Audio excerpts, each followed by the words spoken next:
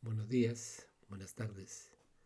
En esta ocasión quisiera explicar el tema del crecimiento peruano, el desarrollo del sector energía, los riesgos que enfrenta nuestro sistema eléctrico y de igual forma lo que está sucediendo hoy día en el Ecuador, ¿no?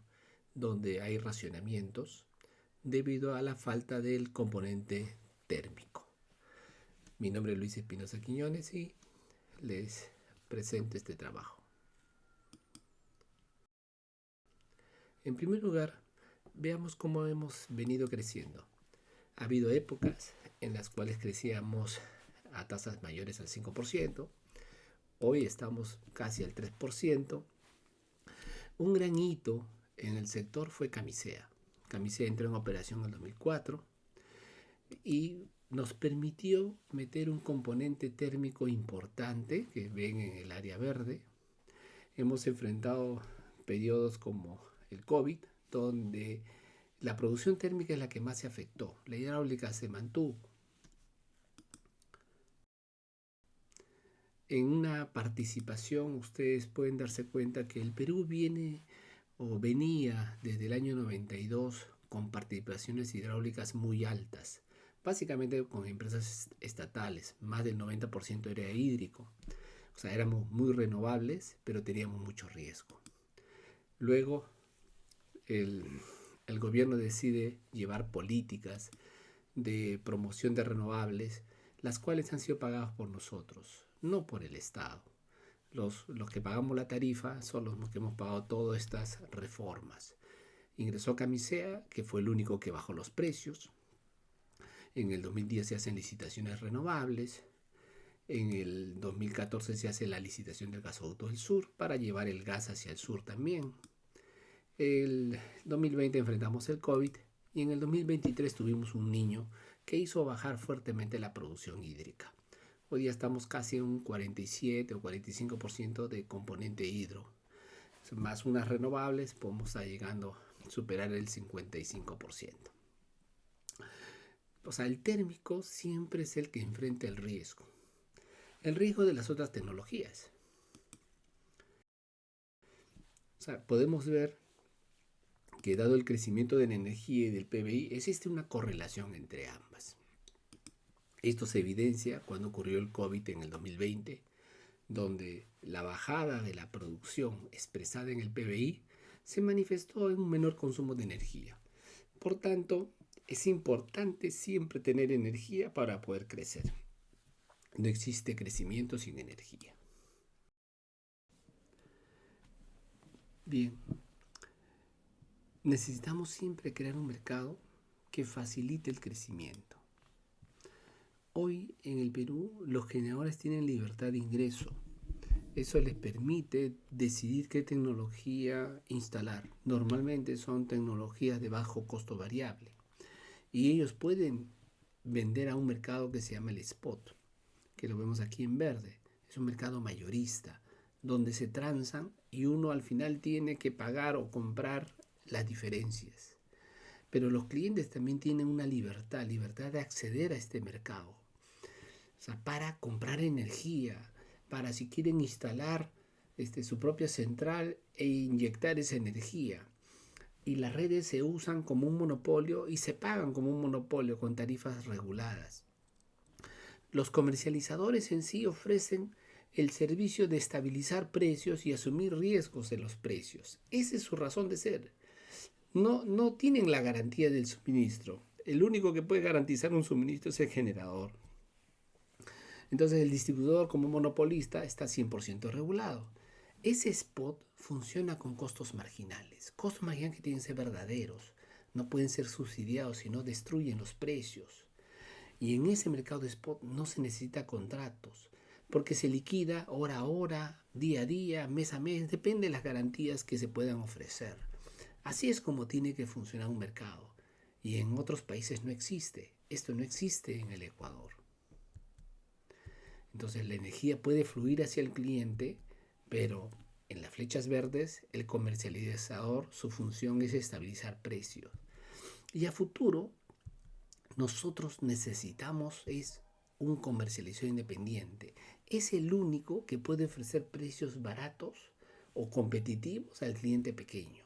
Cliente que el generador muchas veces no le interesa.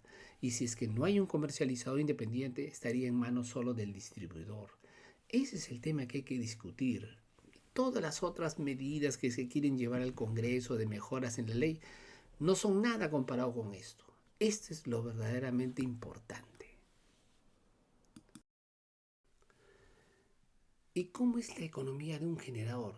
Un generador que en un mercado funciona con costos variables, inyecta la energía al sistema, al CEIN, que funciona con precios spot, y luego esto es recogido por el propio generador o comercializador y lo entrega al cliente con diferente precio. Entonces, este generador va a tener una utilidad en función de lo que vende, lo que compra del mercado y las transferencias.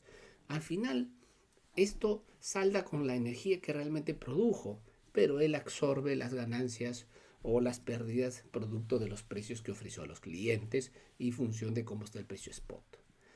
Esto es lo importante, porque te permite que el cliente en teoría puede contratar a cualquier generador y el generador liquide en el mercado sus faltantes o sobrantes. Vemos por el lado de la demanda, también ha habido un cambio importante. Aquí consumimos como 50 teravatios hora cuando producimos 58. La diferencia son las pérdidas en todas las redes. ¿Qué cosa es lo importante?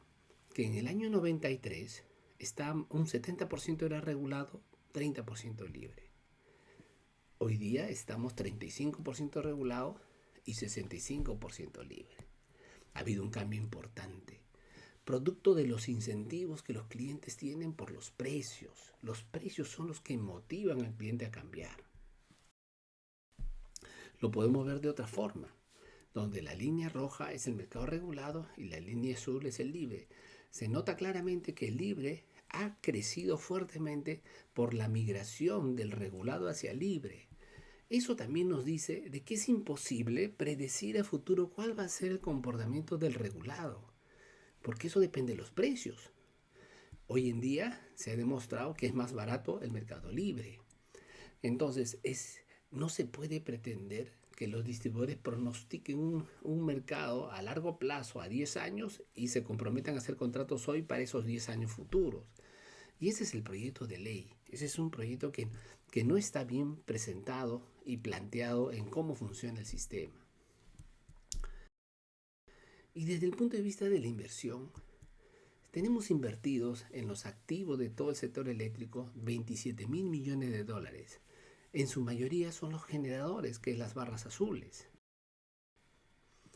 Lo podemos ver acá. En el 2010 el 55% era la generación, 35% la distribución.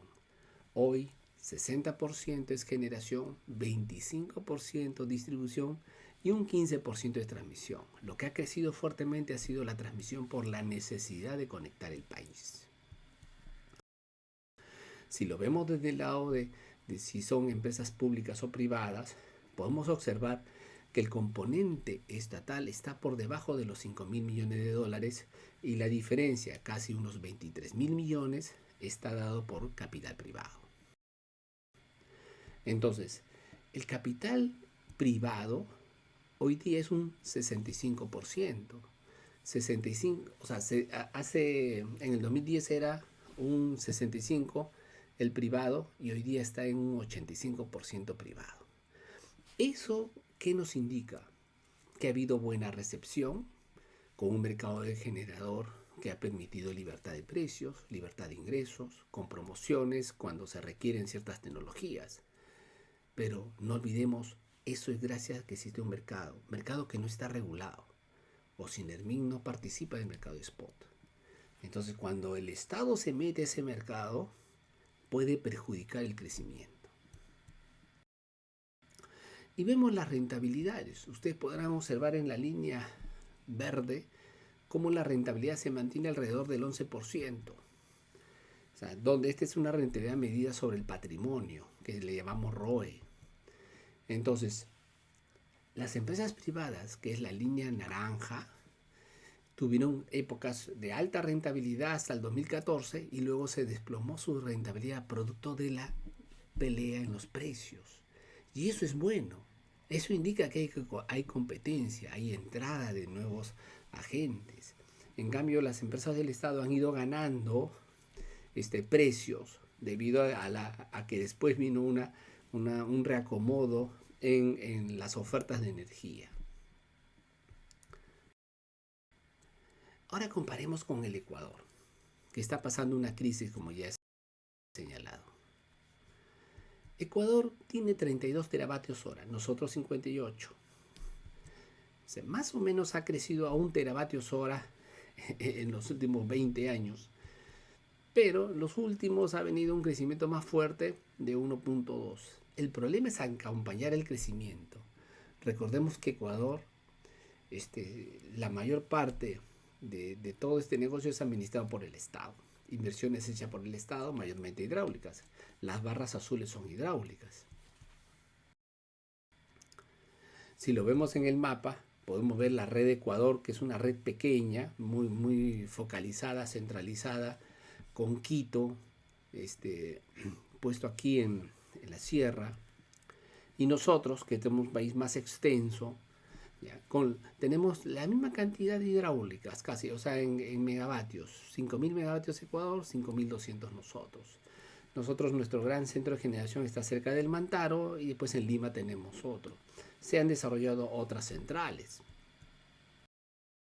Si lo vemos a nivel de igual escala con la red, la principal red que tenemos de transmisión, observaremos que nosotros tenemos una red mucho más grande, mucho más costosa, y eso implica una tarifa de transmisión más alta. Ecuador, como le decía, 5.000 hidráulicos instalados, 2.000 térmicos. Nosotros tenemos 6.000 hidráulicos más renovables instalados y 7.000 térmicos. Casi son 13.000 megavatios. Esa es más o menos nuestra capacidad. Pero no olvidemos que la térmica está preparada para hacer frente a la hidrología. Había señalado que teníamos 58 teravatios y Ecuador 32. Nosotros nos hemos estancado. Casi desde el 2019 tenemos casi el mismo el consumo de energía. Mientras que el Ecuador ha venido subiendo poco a poco. ¿Ya? El COVID nos afectó a nosotros más que a Ecuador, pero es una política interna. O sea, esto demuestra que en el Ecuador es como que no hubiera habido COVID. Si lo vemos mes a mes, podemos ver la demanda máxima. Vemos la época del COVID. Hoy día, nuestra máxima demanda, estamos en 8.000 megavatios. Es lo máximo que hemos llegado a consumir como potencia. Vemos en estas flechas amarillas cuándo ocurren, normalmente en los meses de verano. Y están desfasados casi un año. O sea, casi siempre está ocurriendo en los mismos meses, la máxima del año. Pero eso no implica que ahí es donde necesitamos más potencia. No, la potencia se necesita por la térmica. En los meses de verano nos sobra la hidráulica. Y el Ecuador tiene 5.000 megavatios. Y Ecuador, con respecto a nosotros, está 3.000 megavatios diferente, pero Ecuador no tiene la reserva que nosotros tenemos. Ahí señaló lo del COVID. Señalo también el evento del Niño, que el Niño en la demanda casi no se nota mucho el efecto. ¿Ya? Vamos a verlo en la producción hídrica. En la producción hídrica, que es esta figura, el Niño se nota desde el 2021 cómo viene bajando la producción. ¿Ya? De haber llegado a 32 teravatios hora y Ecuador 25, Ecuador casi se ha mantenido, ¿no? Pero hoy día está sufriendo la crisis, estamos en 2024. Entonces, para nosotros nos afectó mucho esa bajada.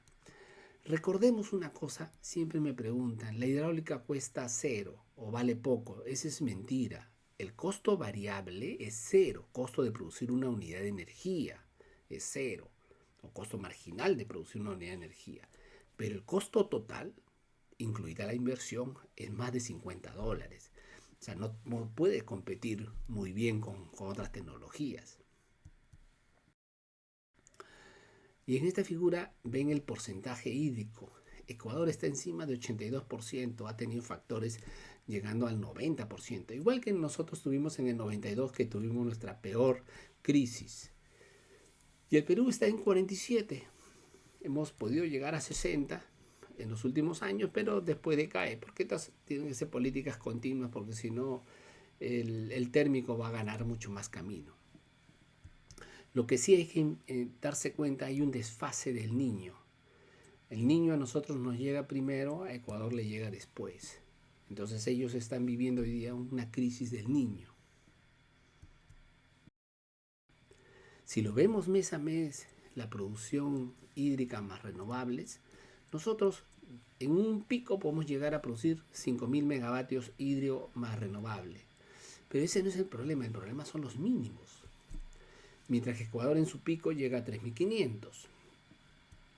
Entonces, es el niño el que afecta los mínimos. En el Perú, producto del niño, nuestra producción mínima cayó 500 megavatios. Eso nos obligó a poner 500 megavatios térmicos, que básicamente eran diésel, y subieron los precios. En el Ecuador le hace perder 1.000 megavatios el fenómeno del niño. Entonces eso obliga a poner una térmica que muchas veces no tienen. Entonces aquí si vemos el componente térmico, se dan cuenta que básicamente nosotros de haber tenido 7.000 megavatios, ¿ya? Y el Ecuador 2.000, nosotros usamos hasta 4.100 en la época del niño y aún teníamos térmica, pero eso que tenemos está hecho para las eventualidades, porque las máquinas fallan, todo tiene una falla. No es posible pensar que todavía nos sobra 3.000 megavatios, no, mucho de eso no existe por un tema probabilístico. Entonces hoy día ese requerimiento máximo ya ha bajado. Este año hemos llegado a 3.500. O sea, ya está bajando el uso térmico. Pero Ecuador está entrando en su mayor uso térmico. De haber llegado a picos en los años pasados de 1.500, este año ya no puede superar porque no tiene más térmica. De los 2.000 está usando todo su térmica. Y definitivamente uno de los problemas de Ecuador es que no hay mercado, pero eso es parte de su diseño. Confían todo en el Estado. Entonces los generadores producen y venden a precios que pactaron en contratos con el Estado. No hay un mercado donde liquidar, donde sacar el precio. Los clientes son regulados, o sea, todos son regulados, son cautivos de la decisión del Estado. Eso nos pasó a nosotros en el año 92. Y los distribuidores son los que compran de esos contratos que el Estado licita y trasladan a los clientes. Ya siempre el distribuidor es el dueño de la red. Pero este modelo necesita un planificador central. Un planificador que normalmente subestima porque quiere bajar los costos. Y normalmente no coloca la reserva. Porque la reserva es un costo que hay que pagarlo, es un seguro. Y no les gusta poner los seguros. Nos ha pasado a nosotros. Se confían en la hidráulica, pero nunca ven que necesitan tener el componente térmico al costado, porque si no racionan. Lo que indicaría es que su costo de racionamiento para ellos es muy bajo. Prefieren racionar que garantizar energía siempre. Y los contratos se tornan en contratos físicos, es decir, pago lo que sí exactamente produces al precio que me ofreciste. Y suficiente. Entonces, si no existe esa generación, no se paga. Entonces, el problema viene por la térmica, porque a uno no le gusta hacer esos contratos con las térmicas. Y entonces, hoy día viven esa decisión. Espero que le haya gustado. Muchas gracias por los comentarios. Buenos días, buenas noches.